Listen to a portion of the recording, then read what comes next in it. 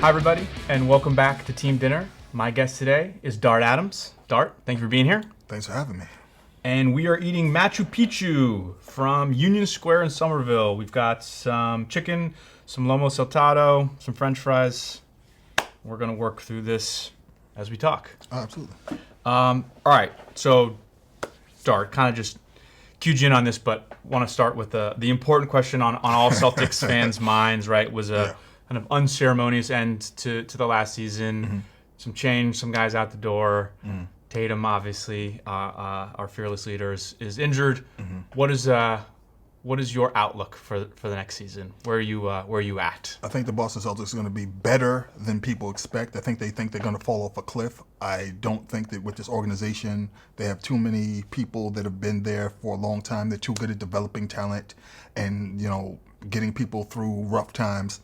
I think the Boston Celtics coach lives for things like this. Mm-hmm. He wants the players to be in uncomfortable situations.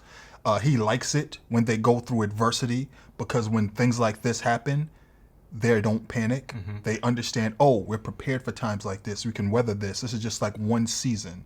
And you have a guy like JB who is a proven leader, competitor.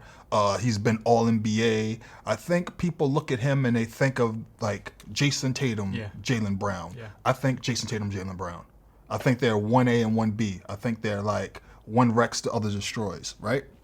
And I think that's how you win. I love, now we're talking sports, I'm getting excited again. And we're doing the kind of like, I like the Red Sox, but we're in the kind of a slow sports season, right? Where the All-Star game is tonight and we're recording this. It's like the dog days of summer are coming. Yeah. So I get excited when we start talking about sports again.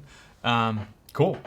All right, well, I'd love to kind of next sort of take a big step back and talk about you and your history and coming from just in doing my research and sort of knowing you grew up, I believe, in sort of South Roxbury, right?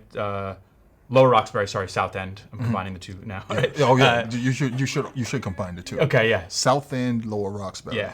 I always explain to people it's a real neighborhood. Yes. The South End, Lower Roxbury, they bleed into each other. So I always say I'm from the South End and Lower Roxbury. Yeah. I grew up at 47 Mass Ave on the corner of like between the corners of Mass and Columbus and Mass and Tremont. Yeah. And where I lived, if you took that corner and went straight down, you were heading towards Lower Roxbury. Right. If you went that way towards Boston City Hospital at the time, now Mass General Hospital, you were heading toward Lower Roxbury. Yeah. If you went back that way, you're in the South End. You went back down that way, you're in the South End. Yeah. But we're right next to Back Bay. Yeah. So, and then that bleeds into Chinatown. Right. And so I lived in this neighborhood where we called it a District 7 existence because District 7 was what we were, the Boston's public school system. We were in District 7. Uh-huh. That was our section. And we had what we call a District 7 experience as kids. So you had black kids, Puerto Rican kids from Villa Victoria and nearby who'd been there for generations. You have Dominican kids who would come over. You have kids from the West Indies, whether you're talking about Jamaica, Trinidad, Tobago, Grenada, just anywhere, Central America. Then you have the Chinese population because everybody can't fit into Chinatown. Right. So some of our Chinese friends bled into South End, so Mass Ave, Columbus, Tremont, and all the side streets. Yeah. And then we had like the occasional white family that was still living there. We had the LGBTQ community because they'd been there forever. It was the first place where you'd see rainbow flags, and things like that. So everybody lived next to everybody, and we were all in community. Yeah. And the crazy thing was that, like, of all the accents I heard in my neighborhood and all the things I was exposed to in my neighborhood, the only foreign accent was Pak de Kai. Yeah. So my existence was like very universal, we learned everything about everybody. Yeah. You go to the Blackstone was right there in Villa Victoria. I went to the Quincy was right there in Chinatown. So we learned everything about each other's lives, but we also had like this shared experience growing up together. Yeah. And when I would watch TV, I'd be like, okay, so I'm watching Cheers. And I'm like, that's not the Boston I live in. Yeah. I watch Spencer for Hire, and I'm like, the only time he calls Hawk is when he's going to Roxbury or Dorchester or Mattapan or somewhere tough, and he needs his backup or blackup, as we called it. And I would just watch TV shows. I'm like, wait, is this people's idea of Boston? Yeah. And when I see the Celtics and the Lakers, the way they were marketed, Yeah. I was very confused, because at the time, if you saw Celtic City, it was I remember sitting at home. I'm like, wait, the Boston Celtics have a black head coach, and Larry Bird's the only white starter. Yeah. So why do they market the Lakers the way they do and not the Celtics? Yeah. And so like and when you grow up in my neighborhood, my environment, I grew up on Mass Ave. End of my block was the NAACP building in 451. Directly across the street was the Harriet Tubman Community Center. And directly across the street from me, living at 487 Mass Ave, directly across the street was Malcolm X's older sister, Ella Little Collins. Mm-hmm. She was infirmed and in a wheelchair, but she still lived in the community across the street. And people used to come and bring stuff to her.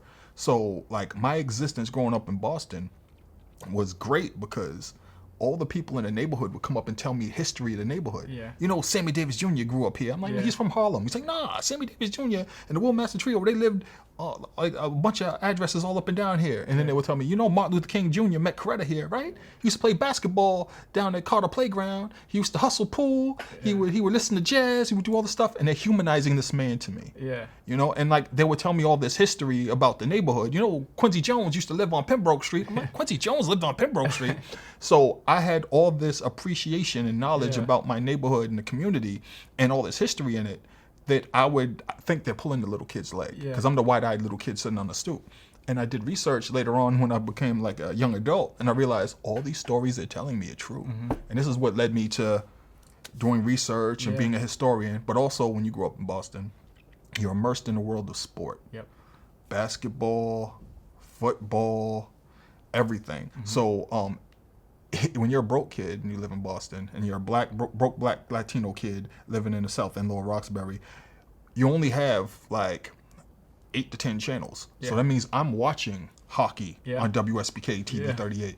I'm watching the Bruins, you know, at night. And then when they had in between the periods, they would have the mini hockey. The little kids come out and play. So I would watch that. So I knew what a blue line was, I knew what icing was, all that stuff, even though I never played hockey. Right.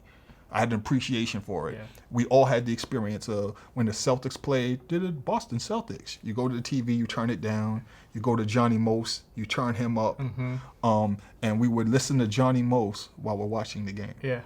So like there's these universal things that we had growing up in Boston, but our experience was very different. Mm-hmm. But all these things led me to be like, you know, the historian, the journalist that I am today. Yeah. That's fascinating. And I know you've covered a lot of that. The people, I think you talked about how a lot of people have come through Boston from many generations, right? Artists, musicians, actors, activists, any number. But their connection to Boston is ignored or forgotten, right? Yeah.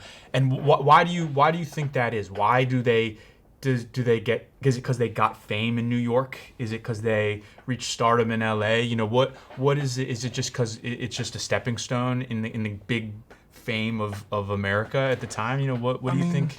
I mean, the thing about Boston is you come here for college, you come here for school, you come here because you got a specific job, right? Or you got an entry-level job on your way somewhere else, right? But the thing about Boston is like Petridge Farm, we always remember. And we will tell the stories. Like, Jay Leno can be as big as he wants, but somebody's going to tell a story about when Jay got drunk at this and this and this and this and did this. And I remember when he used to beg for food. I remember when he would try to get on, you know, at this comedy club or what have you. Yeah. So it doesn't matter how big you get, Boston always remembers, you know? And one of the beautiful things about Boston is if you're a celebrity, if you're like big time or whatever, when you come back, you kind of get humbled a little bit. Like in my neighborhood, I remember they were shooting Ted in my neighborhood, and Mark Wahlberg goes by, right? Yeah. And he hates being called Marky Mark, but people still call him, hey Mark, hey Marky Mark, hey yo Mark, hey yo Mark. And then there are people that remember him from back in the days when they used to battle him for his Adidas and stuff like that. So like there's these really different exchanges that happen. And like if you see like Ben Affleck walk down the street, you're just gonna give him the head nod and then let him go. Yeah. You're not gonna stop him and like fawn over him Yeah. because he's better than me. Yeah. Like that's the idea in Boston. Right. But also the thing is like with the Boston's Black, Latino, Asian community, they want to see you succeed. Right. And they want everybody to know where you're from. Yeah, I think, and I know this is something you've studied and talked about, and I think it's so fascinating, right? Because I think it's like, having spent some time into the movie business and in Hollywood, it's like, if Ben Affleck and Matt Damon go in a different direction, what does the global perspective of Boston look like? It looks different, right? Like, you can't argue that, like, we're talking about like a handful of people. And particularly, I think Ben Affleck, because he just directed those movies, right? Yeah. Like The Town and obviously Good Will Hunting and Gone Baby Gone, like those movies, right? Like you're talking about the vision of like 5 guys, maybe, right? Yeah. Right? And that is like crafted this global view of an expectation of Boston. Now, certainly there are real life stories that have come out, right? There's stuff from the past, and I don't want to minimize anything that's real, but I do believe that like we are often talking about the vision of like just a couple people that have impacted the world's view of the city. I mean, it's also what is palatable to the public. What are they willing to accept, or what do you think they're willing to accept? Yeah. Black Mass, you think is an easier sell to tell a story about a Cape Verdean family in inner city Boston. Like you think it's an easier sell to tell a story about a white guy whose teddy bear came to life and he lives in the South End than it is to tell the story of a Black and Latino family in Boston, in Cambridge, in South End, in Lower Roxbury, in Jamaica Plain, in Dorchester, in Mattapan. Like that's an easier sell than a really humanizing story about a non-white family in Boston or a non-white anybody in Boston. Like that blows my mind. But also working in spaces of film and television, and also in the publishing world, where I try to sell a book about Black Boston music, R&B, funk, culture, and they're just like, blink, blink. I can hear them blinking as I'm pitching this to them, like washing over them. It's like, what? You think people are gonna buy this book? I was like, I think people have been waiting for this book for 30 years. So like that's the other thing we always have to fight against. But it's pretty much, it's either going to be Ben Affleck, Matt Damon, Donnie Wahlberg, Mark Wahlberg. Love you guys, but I just wish those guys would be the people that do the production and have their studio back somebody else to tell a different story about Boston. No, I think that's right. Because they're doing, it's right. It's like, and it's I don't mean any sort of shade to any of these people, right? They're telling their versions of these stories, right? But it would be nice, to back a story, right? It's like, do we want a really great character-driven drama about a Cape Verdean family in Roxbury, or do we want like the third version of the Whitey Bulger story, right? It's like, we want more Whitey, obviously. I mean, if you could have made All Souls 5 times already. If he was willing to sell All Souls and make it that thing, because that's people's idea of what Boston is, and it's something that like I kind of rail against every day, because I've been trying to make or produce or be involved in another facet of what Boston is, or what Boston culture is, and bring it to the people. And I run into a brick wall every time, but that's not going to stop me. Until my dying breath, I'm going to be drunk. That's going to be my aim. I love it. I love it. And then another thing I like to talk to is, I know another big part of you is music, right? And I know covering hip hop extensively, and then to sort of tie back to the history pieces, I know you've done a lot of work on like what jazz in Boston used to be, which to me that's fascinating, because like I don't know a lot about that world at all, and just watching some of your videos, like there was a pretty vibrant jazz community in Boston, right? That doesn't get, certainly at least not that I was seeing, doesn't get, I think, the recognition. I was like pretty shocked by just kind of some of the work that you've done on that. I think it's fascinating. I think that it should be way more known. Right? Absolutely. So, a lot of the seminal jazz recordings, some of the most important early jazz recordings, were made in Boston jazz area, jazz clubs, you know, and there was a spot they called the Jazz Corner. I grew up at 47 Mass Ave, directly down the street from what was called the Jazz Corner. You had Mass Ave, Columbus Ave, Tremont, and then you had the side streets in between it. And on this stretch, there were a wide array of jazz clubs, lounges, full entertainment licenses, full liquor licenses, open kitchens, and like they would run until late night. So when I was told about Sammy Davis Jr. when I was a kid, I didn't realize that Sammy Davis Jr. is part of the Will Maston trio. Him and his uncle Will Maston and his dad Sammy Davis Sr. would perform club all throughout the night.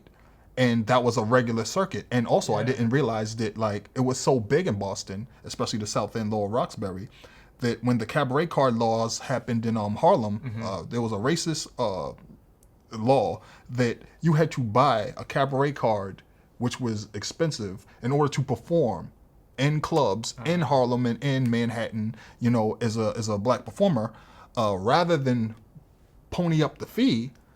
A lot of Harlem jazz musicians and performers got on the train, got off at Back Bay Station in Boston, went to South End, Lower Roxbury, and Roxbury, lived there, and performed at all these different clubs. Get out. Yeah. That's fascinating. Yeah, for years. It's actually how we get Sammy Davis Jr. and the Will Maston Trio. Like, people don't know that the only reason Sammy Davis Jr. ever left Boston is because he got drafted by the Army in 1944.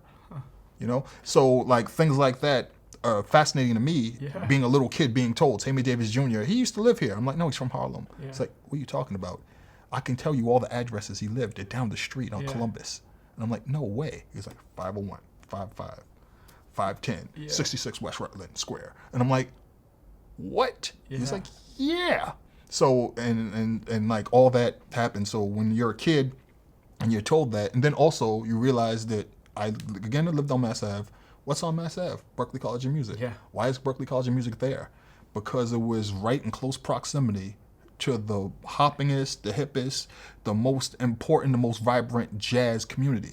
It was quite literally a work study situation where you would, you know, learn from people and then you would go perform in the clubs. You would go perform at all these different venues. Those same artists would come to the school and, you know, teach. And so you think about Quincy Jones lasted about a year at Berklee before he got the call by Lionel Hampton to come to New York. He hopped on the train and he was gone, and nobody was holding him back at Berklee. It was like, that's the reason why we have you here. Like, we knew you were talented.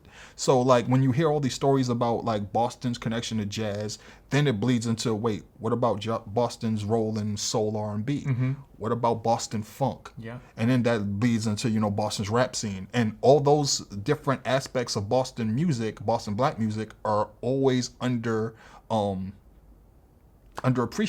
You know, they're underreported. There aren't a whole bunch of books about them. And I find out why when I go to pitch my book about the Boston's black music scene, and they ask me for comp titles. And as you well know, the comp titles thing is the same thing with Hollywood. Give us 5 titles with the same subject matter that are already proven that did well.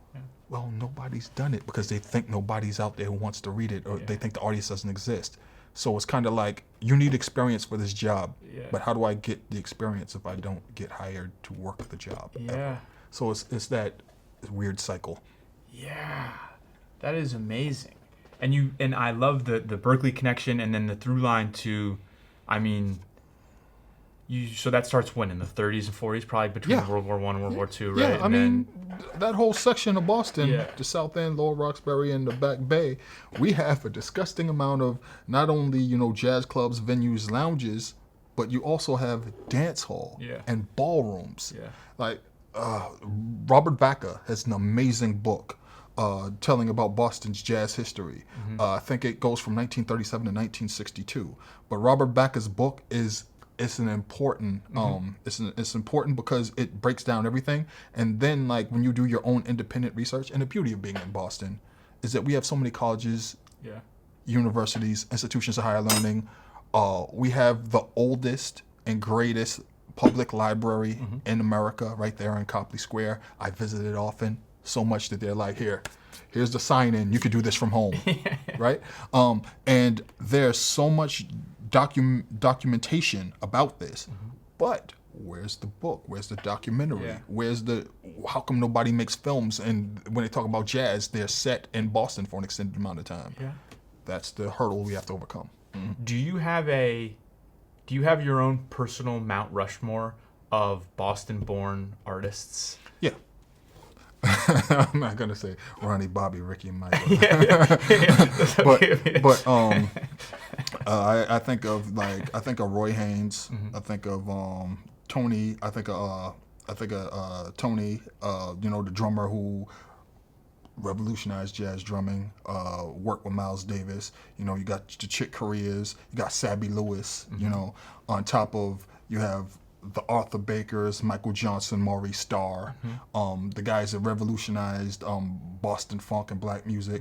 Prince Charles Alexander, who's still here and doesn't get his flowers. He works at Berklee College of Music. He's worked with everyone. He was Boston's answer to Prince. 16, 17-year-old wonderkin making songs, producing in the studio under multiple names. Yeah.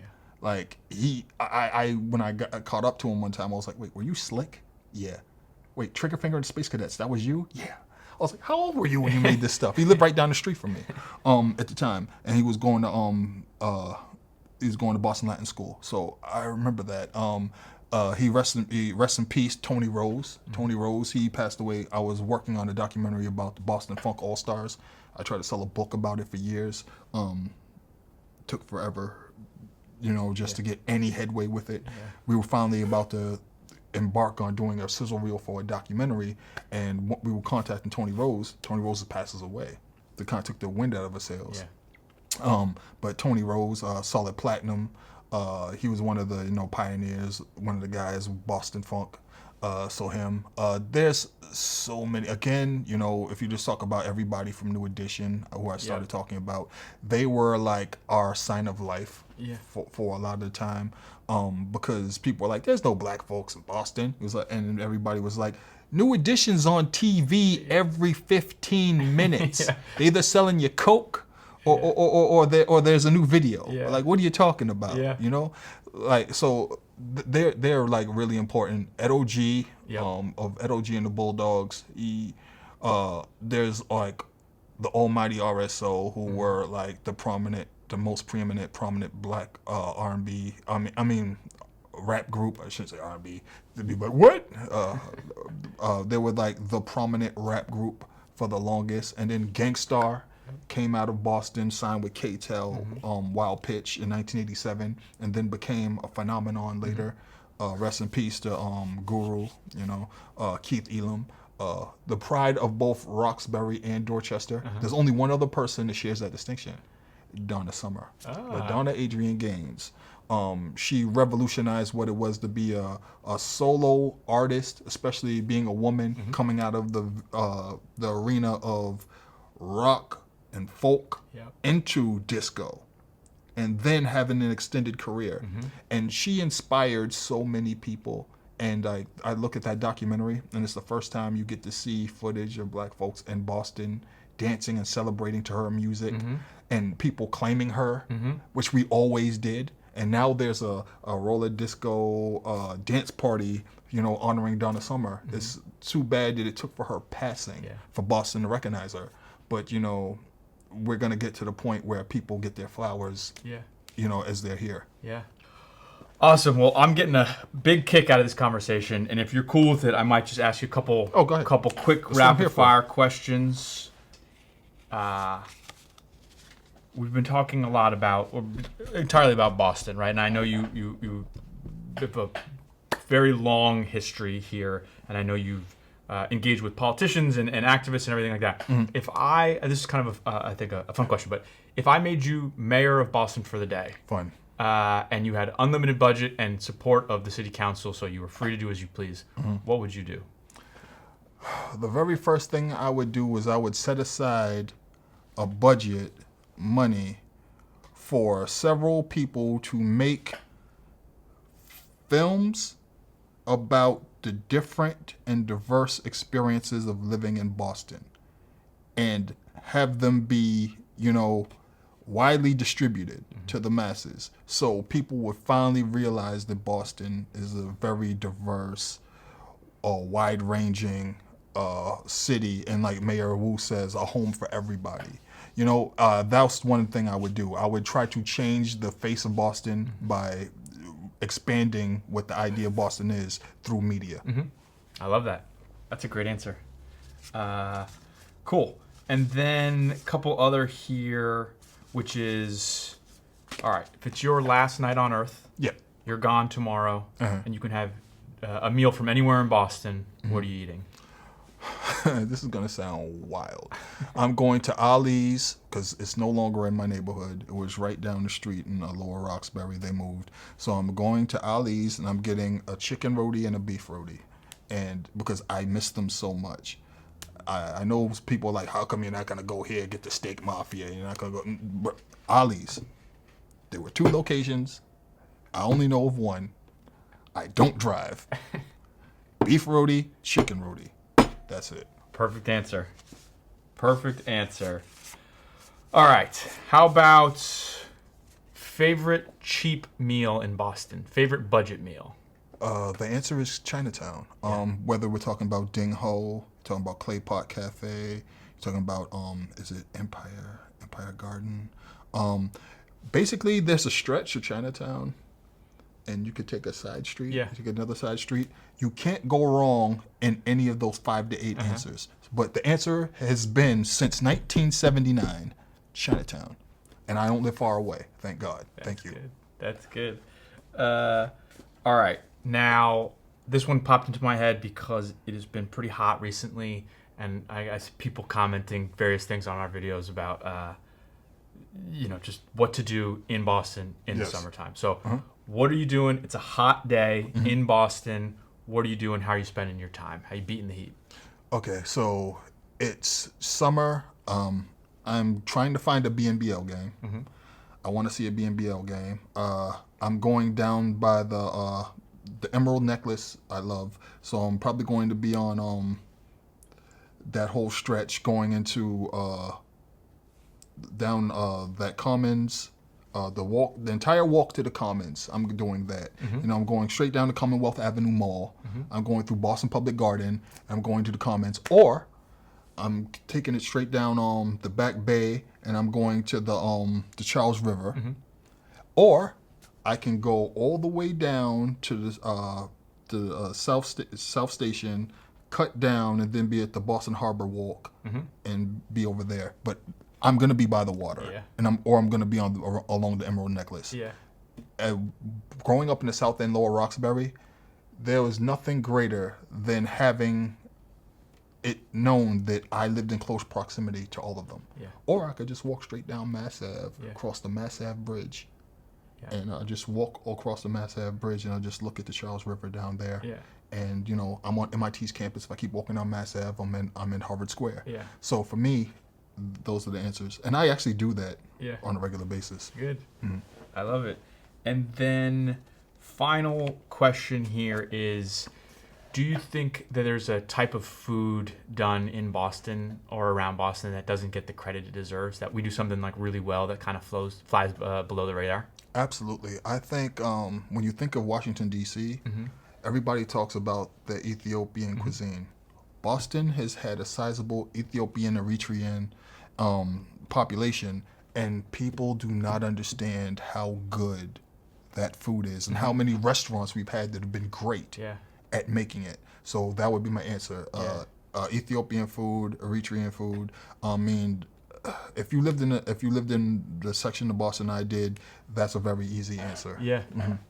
Is there any one spot that stands above the rest to you, or is there? Is this too many? It's like a 3-way tie over a decade, and some of them don't exist anymore. And I can still remember like there's a spot called, I believe, the Red Sea that we used to buy Mass Ave that no longer exists. So that was like one of them, but there's another one directly across the street now that's on along Mass Ave. I can't remember its name anymore, but there's so many. And the thing is like they're not just like in the city, when you get out into the suburban areas, Yeah. You can't miss. Yeah. But yeah, definitely that's my answer. We had Chef Erin Miller on the show, she's the chef and owner of Urban Hearth in Cambridge. Yeah. She just got nominated for a James Beard Award. She's amazing and she's incredibly talented. I asked her the same question. She said the exact same thing. Ethiopian and Eritrean. And so you are in good company with that answer because she knows her stuff. Cool. All right, and then kind of in closing, Dart, I'd love to just kind of open it up to you. And is there what's next? What are some things that you're working on that you're excited about? We're a little over halfway through 2025. Are there any projects that are kind of top of mind that excited for you, and what we can expect from you in the coming months and years? So a lot of it involves me working with Everyone 250. Also, that is a big thing that I'm doing. We already know that we're going to be 2026 is going to be the 250th anniversary of the nation, but there's a unique perspective that comes out of Boston, because without Boston there is no United States of America. Boston is almost 150 years older than the concept of America, right? And so what we want to do is we want to provide this idea of Boston is more than just these historic sites connected to the Revolutionary War, or the Civil War, or here. Boston has a living, breathing history that hasn't been recognized. And the idea is that when we did the bicentennial in 1976, between 1975 and 1976, people went around and they deemed what was a site of historical significance. Yeah. Then they came back for Boston 350 between 1979 and 1980, and they said, okay, these sites are important enough to be deemed historically significant. A lot of that left out Boston's Black, Latino, and Asian communities. And then with gentrification, a lot of those spaces disappeared or they moved. So what I get to do is I get to highlight all these different places and areas and communities for, people that come to visit Boston, for the 250th anniversary of America in 2026. So that's one thing. The other thing involves, Boston Legends, Mathematic Athletics, our neighborhood line, and then the content involving Reggie. The Reggie Lewis Center is celebrating a 30th anniversary and is tied directly to Roxbury Community College. So we did a campaign for that. We're looking to do more about that. And then what we're working on is we're trying to do a documentary about the Boston Shootout. Boston Shootout was the most prominent schoolboy tournament. It was a 3-day tournament that ran between 1972 and 1998. And all the best and brightest players in the country in high school played in it. And the thing about the Boston Shootout was usually a high school showcase game is for seniors. Yeah. You could be a freshman, sophomore, junior, or senior and play in the Boston Shootout. And there are a very select few players that played all 4 years of the Boston Shootout, including Patrick Ewing, who is the all-time leading scorer of the Boston Shootout. And some of the greatest players of all time, a whole lot of pros, came from wherever they came from. They were one of the 8 teams that competed in the Boston Shootout from all over the nation, because there was a rotating group of teams that sometimes played the Boston Shootout. You usually had Boston, New York, Chicago. You had probably Atlanta. Yeah. Atlanta's a surprising one. Yeah. Atlanta's surprising because Atlanta won the most Boston Shootouts.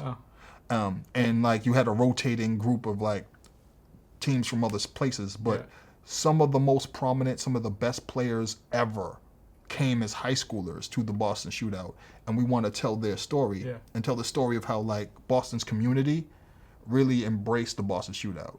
Every summer I used to look forward to the BNBL and the Boston Shootout, and that was something that I couldn't wait for every summer. Cool. So that's one of the things that we're doing right now. I'm excited. I'm excited to see how that comes out. Cool. Well, Dart, thank you so much. I appreciate the conversation. This has been awesome. I feel a lot smarter than I was an hour ago when we sat down. So I appreciate that very much. Please come back anytime. Thank you so much. Hey, no doubt. That's what I'm here for. Cool.